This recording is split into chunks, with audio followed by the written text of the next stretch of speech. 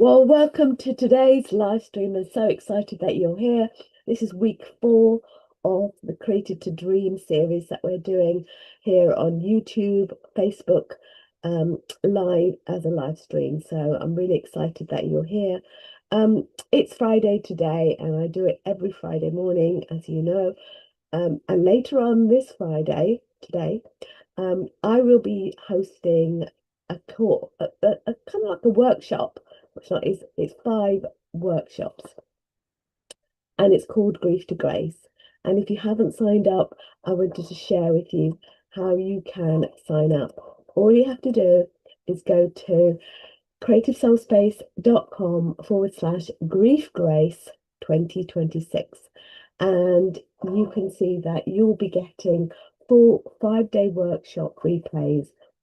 We'll be talking about grief, and by the end of the 5 days, you would have created 5 grief pages in your journal. So I can't wait to see you in there.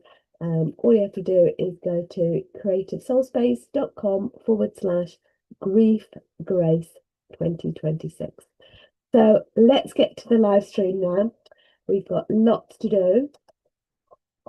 Created to Dream, week 4. Can you believe it? We're now at week 4, and I'm sharing my screen now. So good morning, everyone. Welcome to week 4. Created to Dream. If you are here live, say hello in the chat and tell me where in the world you are watching from. And if you're watching later on the replay, hello to you. You are not late. You are exactly on time. And I want to be honest with you before we start. I've had a really rotten cold, so I was in bed all day yesterday. I'm now on my mend, and I'm not full of strength. And there's something quite fitting about that, because this week is not about being full at strength. So I can't even speak properly. Full at strength. This week is about deciding anyway. Okay, so grab your journal, grab your whatever you've got, a cup of tea, and let's get to it. You might have a hot drink. I've actually only got water with me today, because that is what I need. And there is a free companion that goes with this as well. So if you go to creativesoulspace.com/dream, you'll be able to get the free companion that goes along with the 8 weeks of this series. And this is week 4, so we're halfway through. So there is a page in there for today. So let's begin.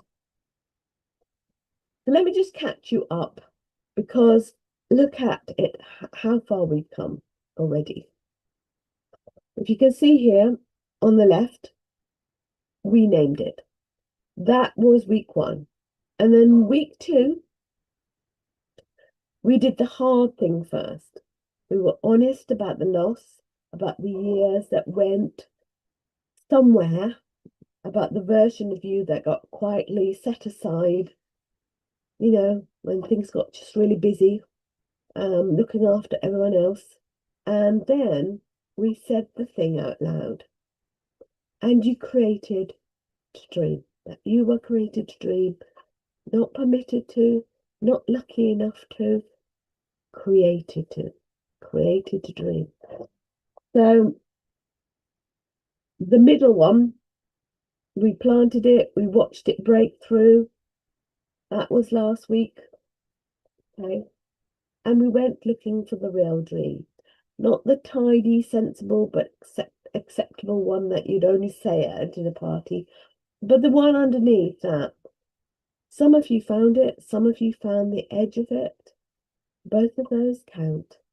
And now the right page, you can see here on the right, is the decision. You know, I just want you to know that a dream is a beautiful thing to hold, and it cannot grow in your hands. At some point, it has to be planted in a decision. And that's it, friend. You cannot hold a dream for 20 years. It will stay exactly the same size the whole time. Nothing grows in your hands. Things only grow when they go inside the ground. Now, Rick Warren says this, and it really kind of stopped me in my tracks. For every 10 dreamers, there is one decision maker. Now, look at the row of seeds along the bottom. Do you want to count them with me? 1, 2, 3, 4, 5, 6, 7, 8, 9, 10. There are 10. And 9 of them are grey. They're faded. Still shut. Still perfectly fine seeds. Nothing wrong with any of them. And then look at the one at the end. Golden. Split open. Something coming out of it. That one is not a better seed. It is not a cleverer seed or a younger seed or a seed with more time and money and a supportive family. It is a seed that got planted. So sit with that for a second. 10 women will feel the pull to something, just sit with it. 10 women will feel the pull to something. 10 women will get the ache. 10 women will lie awake 2 a.m. in the morning thinking there is more in me than this. And one of them will do something about it. And the difference between those women is not talent. The difference is a decision. So dreaming is safe. Deciding makes it real. And the real things can be risked. An unrisked dream quietly dies of never being chosen. That is a sentence I want you to carry home. A dream does not usually die dramatically. It dies of never being chosen. So we've just met the one who decided. Now let us talk about the 9 who did not, because I've been all of them at various points in my life. We stall because we are waiting. And I think of it is one of these 3. So let us take one at a time. Let's look at the first one. Waiting to feel ready. Waiting to feel ready. And look at what it says just beside it. Readiness is grown on the way, not before it you start. You have to take action. That's what it's saying. No point just having those plans, but not even doing anything. Ready is not a feeling that turns up on its own one Tuesday morning. Ready is something that gets built on the other side of starting. You do not feel ready and then begin. You begin badly and readiness catches you up. Let's have a look at the second circle now. Waiting to feel certain. And I have to be gentle but honest here because of what it says beside it. Certainty removes the need for faith entirely. If you're waiting for certainty, you are not waiting for a feeling. You're waiting for God to hand over something He very rarely hands over. He gives us Himself. He does not usually give us the itinerary. I'm going to say that again. He does not usually give us the itinerary. Now let's have a look at the third circle. Waiting to be unafraid. And this is the kind of sentence on the whole page. Courage isn't the absence of fear. It's deciding while you are still afraid. Friend, that day when the fear lifts is not coming either. Brave women are not unafraid women. Brave women are afraid women who just moved, who just took action. And notice they overlap. That is not an accident. Most of us are not waiting for one of these. We are sitting right in the middle where all of these three meet. You are not stepping into the dark. You are stepping into where he is already. And that changes everything, doesn't it? It is not a leap into nothing. It is already standing there. Let me just take a drink. I can feel myself about to cough. Okay. So here is our verse for the week. And it answers every one of those three circles. Commit your actions to the Lord, and your plans will succeed. Proverbs 16, verse 3.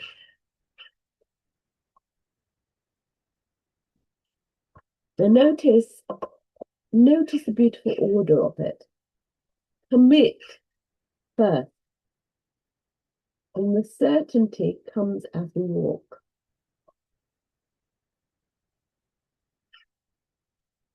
Commit your actions. That's the first thing. But then your plans will succeed. Not wait until your plans look like they will succeed and then commit. Not get certainty first and second act. The committing comes first every single time. And notice one more word: actions. Not feelings, not intentions, not lovely warm sense that one day you might. Actions. Now, I know many of us have been praying about a thing for a very long time. Trust me, a very long time. And prayer is right and good, and I would never talk you out of it. But at some point, the praying has to grow legs. At some point, God says, yes, I heard you, now move. And that's funny, isn't it, really? Now move, and you're really scared, but you still have to take action because you're trusting God. So here is a picture I keep coming back to. Look at the staircase first. Long, faint, disappearing off into the clouds. That is the whole plan. And that is what most of us are standing at the bottom of, waiting for somebody to light the entire thing before we'll put one foot on the first rung. And look at the sentence. I just want you to look at that. Your word is a lamp to guide my feet. If God gave us a whole plan, we would spend all our time managing the map and never need him for the next step. Isn't it true? If he handed you the full 5 years this morning, you would spend the whole of it project managing it and never once look up.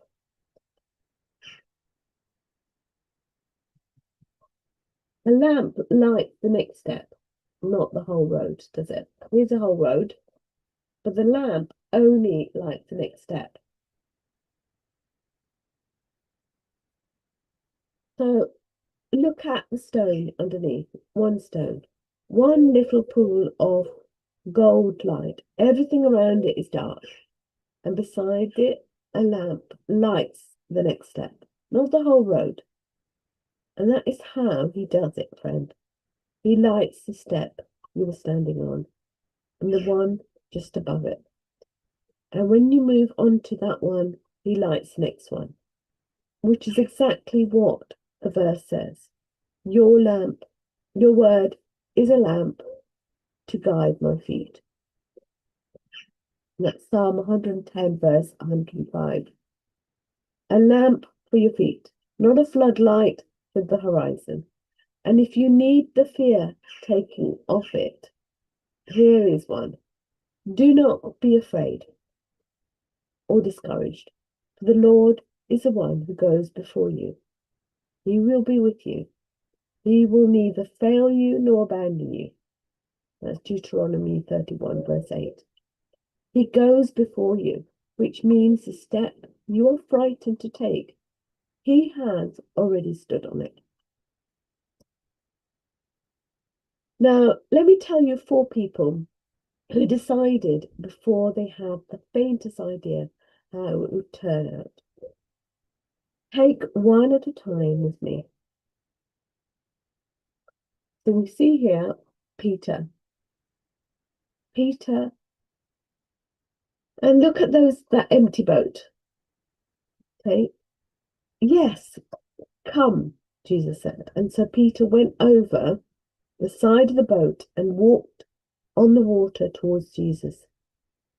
And that was Matthew 14, verse 29. He got out. He had no evidence at all that it would hold him. And yes, he sank a bit, and Jesus caught him. And notice that Jesus never once told him off for getting out of the boat. Now look, the fishermen and that net hanging up. And they left their nets at once and they followed him, as it says in Matthew 4, verse 20. At once. Not after 6 months of a transitional plan. They put down the only trade that they had and they walked away from it. And then look at Esther and the crown. Okay, look at that. If I must die, I must die. She had counted the cost precisely. She knew exactly what it might take from her. And she went through it anyway. And then look at Isaiah. Isaiah and the burning coal. Here I am, send me. It says in Isaiah 6, verse 8. He volunteered before he was told what the job was. And now, the shared trait. Not one of them could see the ending when they decided. Not one, not Peter, not the fisherman, not Esther, not Isaiah. Every one of them was given a next step. And none of them was given the ending. Now, I do not want to be reckless with you, and neither does Jesus. He said, but don't begin until you count the cost. So yes, count it. But look at this page because there are 2 completely different ways to do the sums. So let's start off with the fears accounting. The fear doubles every risk. Whatever the real number is, fear writes down twice. Fear ignores every resource. It won't count for me like 34 years experience. It won't count that, okay? Or the people who love me, it won't count that. Or the fact that I have survived every single hard thing so far. It won't count that. And fear leaves God entirely off the balance sheet here. Look at that little grey stone beside it and the note. The weight of fear is heavy. It is heavy. It's the heaviest thing most of us carry. And so the result is always the same. The answer is always yes. No. Fear has never once in the history of the world said yes. Now let's look at the faiths accounting. Okay. Faith is not reckless. Look at the first line. Acknowledges the real cost. Faith is honest about money, time, energy, and the effect on the people you love. God is not against wisdom. But then it adds things back, like Philippians 4, verse 13. I can do everything through Christ, who gives me strength. And it adds the one who goes ahead of you. Adds the one that goes ahead of you, you know? Faith adds the greatest resource, which is God. And so the result at the bottom is decide anyway, isn't it?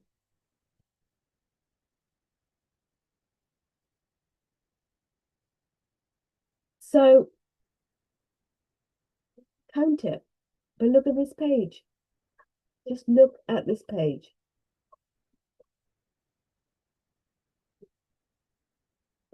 Look at the little seedling in the corner and the note beside it.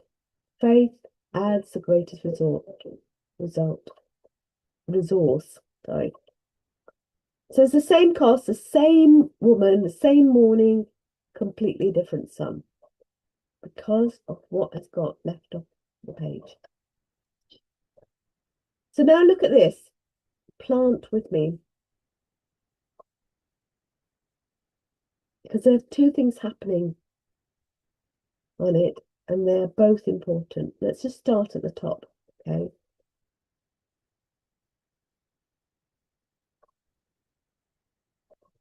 Let's have a look. The brave, yes. That bud is the plant's decision. It cannot see the flower yet. It simply says yes to growing towards the light, one day at a time. And then isn't that lovely? The bud has no more information than you have. It cannot see the flower. It has never seen a flower. It just turns towards the light and keeps going. So, a bud is a promise that the plant makes before the flower arrives. Your decision is the exact same thing. That is what a decision actually is, friend. It's a promise you make before you have the proof. You come down, let's just have a look. Let's come down the stem. And you see those pale leaves there? They're curling and they're fading. And this is a safe no. And I want to say something gentle about those because I felt it very strongly while I was painting. Sometimes we think this particular thing is our dream. And I set up a business trying to teach other therapists how to set up their business. And it didn't really go anywhere. I did it for years. And we gave it our best hours and then quietly, with no drama at all, it browns at the edges while we're looking the other way. That's not always failure. Sometimes that is a plant deciding where to send its life. Because here is the thing about a bud. A plant cannot feed everything. When it decides to bloom, something further down has to let go. We have to let go of that thing, that dream that we had that is not going anywhere. The bud costs the leaf. So if something in your life has been quietly fading, it may not be that we failed it.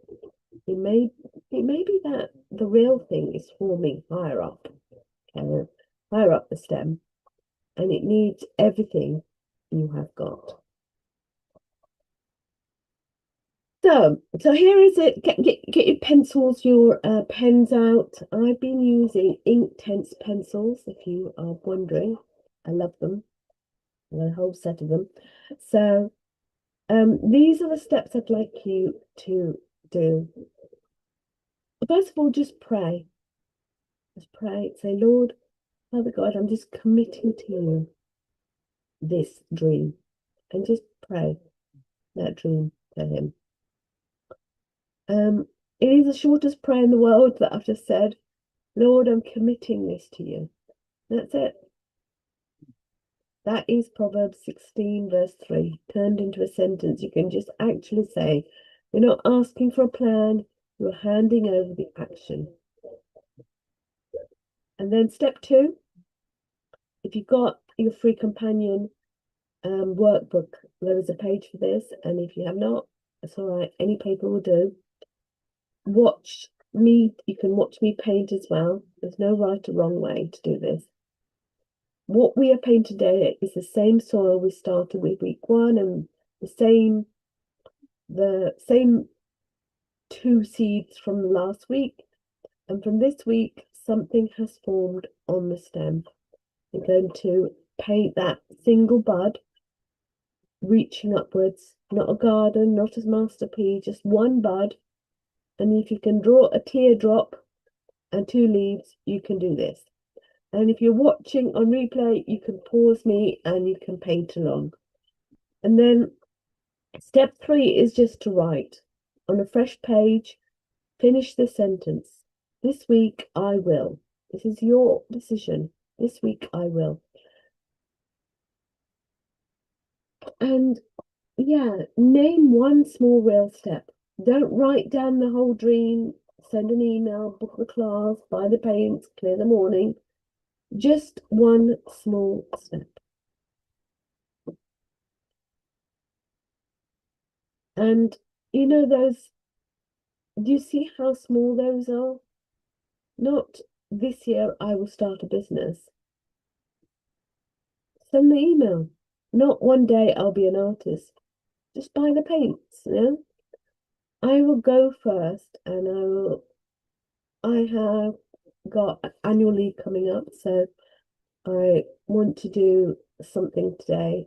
I decided, I'm going to wake up and I'm just going to paint. I'm going to sit with the Lord and my brushes and open a single report, just paint. That was my decision.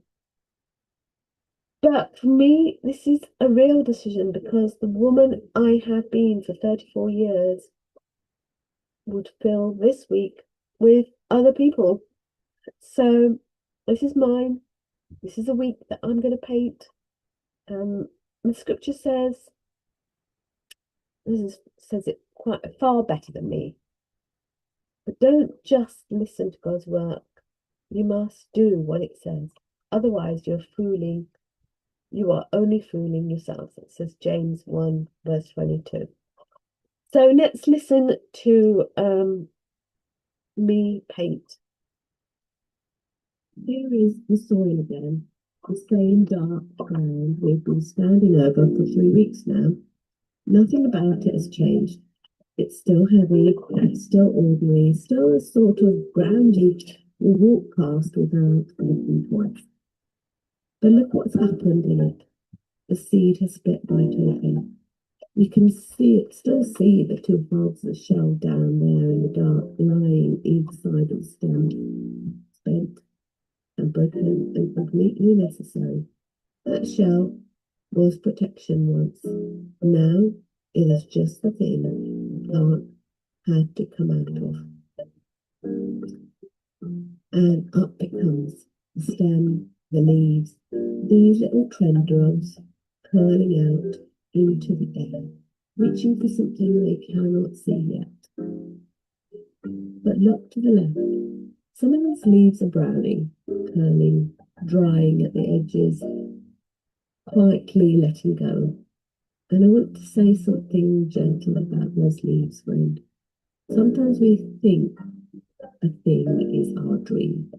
We give it years, we give it our best hours, and then slowly, without any drama at all, browns at the edges. That is not failure. That is a plant deciding where to send its life. Jesus said it like this. He proves the branches that do bear fruit, so that they will produce even more. John 15, verse 2, in the New Living Translation. Some things fall away, not because we were wrong to love them, but because the real thing is forming higher up stem, and it needs everything you have got. And there it is, the bud, still closed, still holding itself in, but flushed pink now, tipped with gold and quite clearly on its way. The blood bud has decided. It just has not opened yet. And over there on the right, the other seed, still whole, still in the dark, still waiting. Do you see the light already gathering behind it? Not late, not forgetting, just not yet. So wherever you are today, whether you are the bud or the seed or the leaf that is quietly letting go, commit your actions to the Lord and your plans will succeed. Proverbs 16 verse 3. Commit it and take one small step. That is all this week is asking of you. And now the question I want to leave you with: what is the one small step you already know you need to take?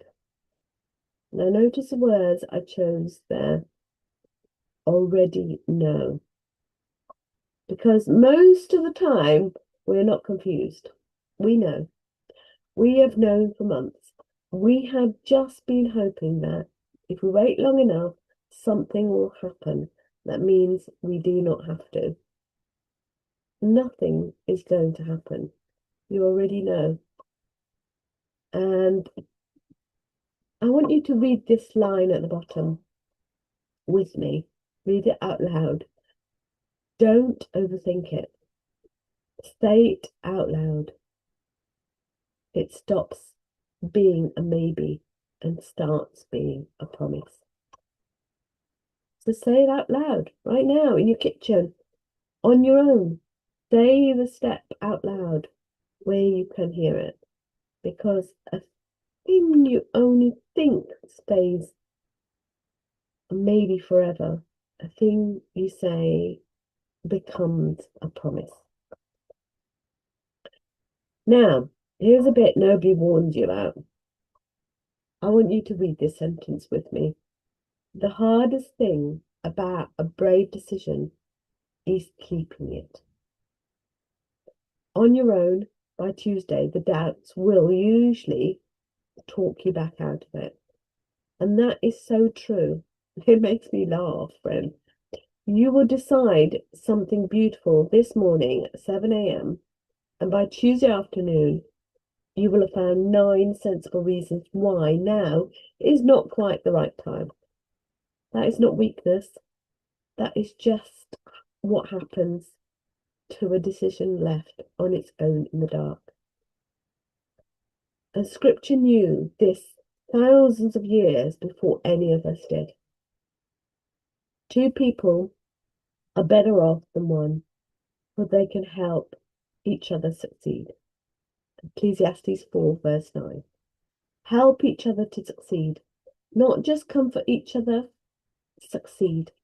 So whatever you decide today, tell somebody, your husband, your sister, your friend. Put it in the chat this morning. Say it to a face that will ask you about it next week. Which brings me very naturally to this. Look at the sentence on this page. A decision made in good company gets held by other people when your own courage runs thin. And that is what Creative Sanctuary is about. It is a gentle, faith-filled space for women who want to create with God and find their way back to themselves. Prompts, teaching, community, and people who will notice if you go quiet.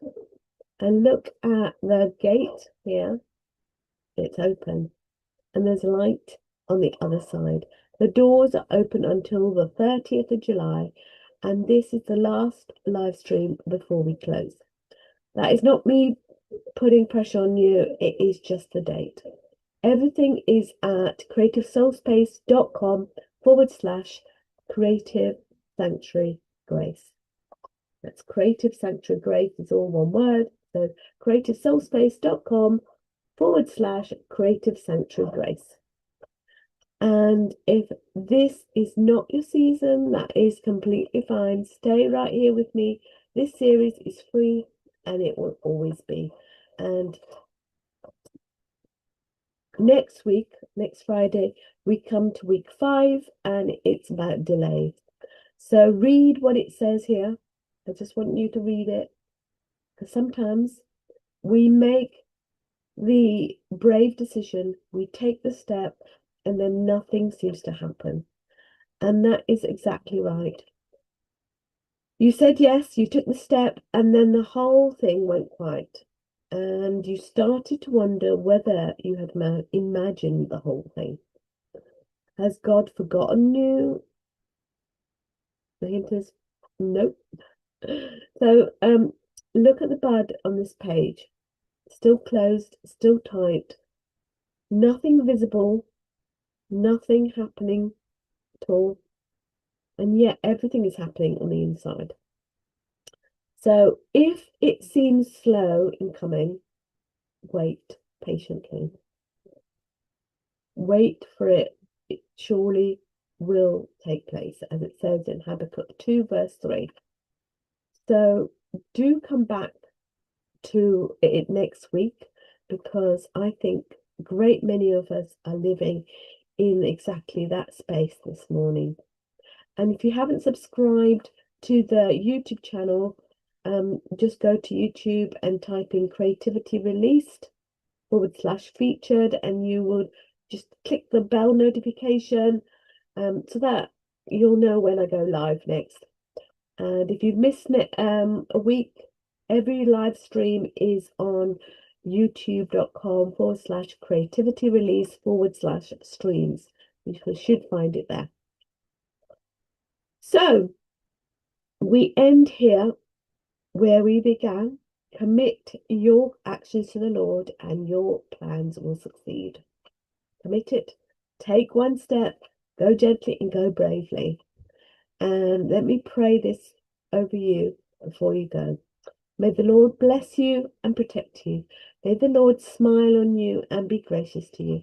And may the Lord show you his favor and give you his peace. Friend, that bud did not wait until it was open to start becoming a flower.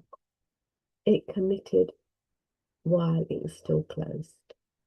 So commit your one small thing this week. Take the step, and I will see you next week. You are loved, you are seen, and it is not too late. I'm Bev Jessup. Lovely to see you. God bless.